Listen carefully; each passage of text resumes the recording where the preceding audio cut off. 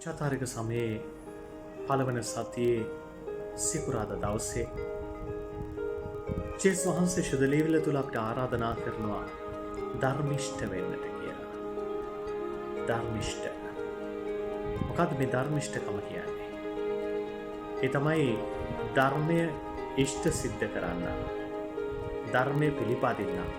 ධර්මය තුල ජීවත් වෙන්න. ජේසුස් වහන්සේ කියනවා මේ පරිසර විනිදරයන්ට වඩා ඔබ ධර්මිෂ්ඨ වෙන්නට ඕන. ඇයි එහෙම කියන්නේ? එදා සමාජයේ හිතාගෙන හිටිය ඔවුන් තමයි ධර්මිෂ්ඨ කියලා. ඔවුන් තමයි යහපත් කියලා. මොකද ඔවුන් පෙන්නුවේ එහෙම ජීවිතයක්. ඔවුන් මිනිසුන්ට පෙන්නුවේ ඔවුන්ට වඩා වෙන ධර්මිෂ්ඨ කිසිම කෙනෙක් නැහැ කියලා.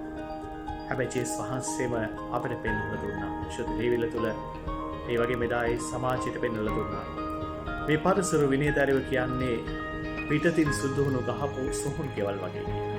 ඒ නිසා එළියෙන් පෙන්වන ජීවිතය උන්ගේ අතුලාන්තෙ තිබෙන්නේ නැහැ. නමුත් ධර්මිෂ්ඨයෙක් නම් ඔහුගේ පිටතත් ඇතුළතත් දෙකම එකක් වෙන්නට ඕන. දෙකම ඒ ධර්මිෂ්ඨකමින් පිරෙන්නට ඕන. ඒ නිසා ජේසුස් වහන්සේ මෙන්න මේ ධර්මිෂ්ඨකමටයි අද අපිට ආරාධනා කරන්නේ. ඒ ධර්මිෂ්ඨ සිද්ධ කරන කෙනෙක් බවට පත් වෙන්න කියලා. ජේසුස්